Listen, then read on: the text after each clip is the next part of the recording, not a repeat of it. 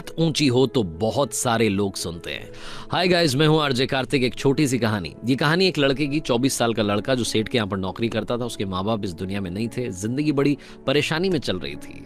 वो जाता था, रोजाना पैसे कमा करके घर आता था, खाना बनाता था, खाता था, सो जाता था। एक दिन उसने देखा कि उसने 4 चपाती और सब्जी बनाई, हाथ मुंह धोकर के वापस आया, तब तक 3 बची। दूसरे दिन भी यही हुआ। तीसरे दिन उसने ध्यान रखा और चूहे को पकड़ लिया। एक चूहा मोटा सा चपाती लेके जा रहा था। चूहे को पकड़ा तो चूहे ने कहा कि भैया मेरी किस्मत का क्यों खा रहे हो, मेरी चपाती तो मुझे ले जाने दो। तो लड़के ने कहा बेटा मेरे पास में ज्यादा पैसा नहीं है, सिर्फ 4 मैंने बनाई है चपाती, उसमें से एक तुम ले जा रहे हो, मैं क्या करूंगा, मेरी जिंदगी ने मुझे बेहाल कर रखा है। तो चूहे ने कहा कि तुम्हारे सारे सवालों के जवाब तुम्हें एक इंसान दे सकता है।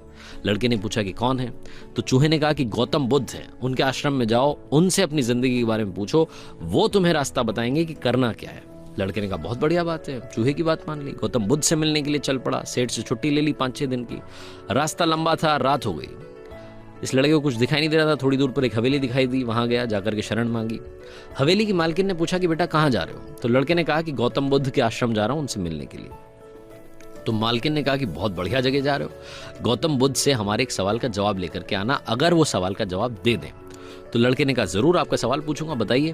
तो हवेली की मालकिन ने कहा कि बेटा मेरी 20 साल की बेटी है, जो 20 सालों से एक शब्द नहीं बोली है, बोल नहीं सकती है। बस उनसे पूछ लेना कि ये बेटी कब बोलेगी। ये बोलते बोलते उनकी आंखों में आंसू आ गए।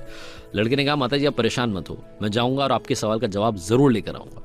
लड़का अगले दिन चल पड़ा।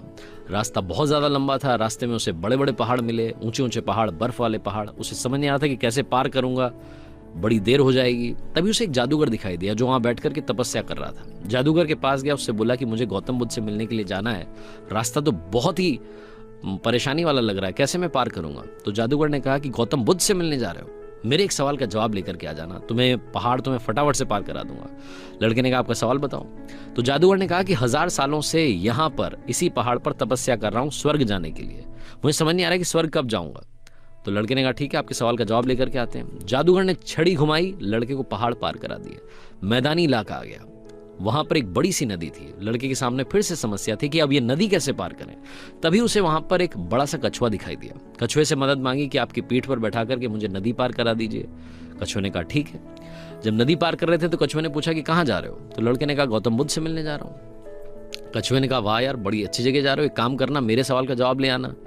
तो लड़के ने कहा कि आपका भी सवाल बताइए। तो कछुए ने अपना सवाल बताया कि मैं बड़े टाइम से 500 सालों से इसी नदी में हूँ और ड्रैगन बनने की कोशिश कर रहा हूँ, ड्रैगन कब बनूंगा ये बस पूछ करके आ जाना। लड़के ने कहा ठीक है। लड़का पहुंचा आश्रम में, गौतम बुद्ध के पास।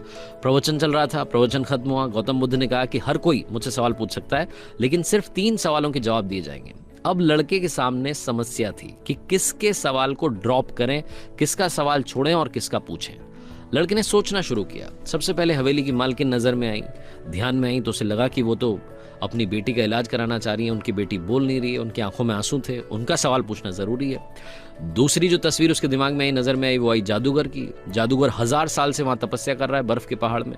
तीसरी तस्वीर आई कछुए की, जो 500 साल से नदी में ड्रैगन बनना चाह रहा है। फिर लड़के को अपनी तस्वीर नजर आई, जो सेठ के यहाँ पर एक लड़का नौकरी कर रहा है। लड़के ने सोचा कि मैं तो नौकरी कर ही रहा हूँ, खाना खा ही रहा हूँ, ठीक चल ही रहा है, थोड़ी और मेहनत करूंगा, कुछ बदलूंगा। इन 3 लोगों की जिंदगी में बदलाव लाना जरूरी है, इन 3 के सवाल पूछने जरूरी है। लड़के ने गौतम बुद्ध से तीनों के सवाल पूछे। गौतम बुद्ध ने जवाब दिया सबसे पहले हवेली की मालकिन के सवाल का। उन्होंने कहा कि उस मालकिन की जो बेटी है 20 साल की, उसकी जैसे ही शादी होगी वो लड़की बोलना शुरू कर देगी। दूसरे सवाल का जवाब देते हुए गौतम बुद्ध ने कहा कि जो जादूगर है उससे कहना कि वो छड़ी छोड़ दे, जिस दिन उसने छड़ी छोड़ दी, छड़ी का त्याग कर दिया, वो स्वर्ग चला जाएगा।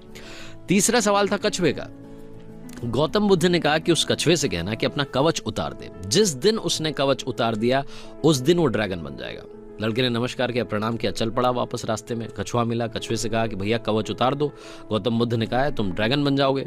कछुए ने जैसे ही कवच उतारा, मोती ही मोती निकल आया। कछुए ने कहा मोती का मैं क्या करूंगा, आप ले जाओ। लड़के को मोती दे दिए और कछुआ ड्रैगन बन गया।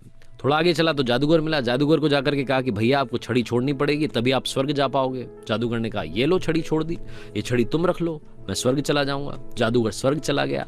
और अब आई बारी तीसरे सवाल की। ये पहुंचा उस हवेली में जहां मालकिन ने सवाल भेजा था। मालकिन से जाकर के बोला कि मालकिन आपका जो सवाल था उसको जवाब मिल गया है, आपकी 20 साल की बेटी की जिस दिन शादी हो जाएगी उस दिन ही बोलना शुरू कर देगी। उन्होंने कहा क्या बात है, तो देर कैसी, मेरे सामने ही तो दूल्हा बैठा है। तुमसे बढ़िया लड़का कौन हो सकता है। लड़की को बुलाया गया, लड़के ने लड़की को देखा, लड़की ने लड़के को देखा, शादी करा दी गई। और जैसे ही शादी हुई, लड़की ने पहली बात बोली कि आप तो वही हो जो उस दिन रात में हमारे यहाँ आकर के रुके थे। लड़की ने बोलना शुरू कर दिया। लड़के के पास में जिंदगी में पैसा आ गया, क्योंकि मोती मोती आ गए, जादूगर की छड़ी आ गई, ताकत आ गई, और शादी भी हो गई। लड़के की जिंदगी सेटल हो गई, सिर्फ इसलिए क्योंकि उसने अपने सवाल का त्याग कर दिया था। इस दुनिया में जो जहाज होता है जब किनारे पर होता है तो सुरक्षित होता है, सबसे ज्यादा सेफ होता है, लेकिन उसे दूसरे किनारे पर जाने के लिए इस किनारे का त्याग करना पड़ता है, लहरों से भिड़ना पड़ता है, मुकाबला करना पड़ता है। इस लड़के ने जब तक अपना सवाल नहीं छोड़ा था, इसको जवाब नहीं मिले थे। ये छोटी सी कहानी लाइफ में बहुत बड़ी बात सिखाती है। अगर आप कुछ कमाल करना चाहते हैं तो त्याग कीजिए उन बुरी आदतों का, आलस्य का। सुबह जल्दी उठना शुरू कीजिए, अपनी लाइफ में जो बैड हैबिट्स हैं उन्हें हटाइए।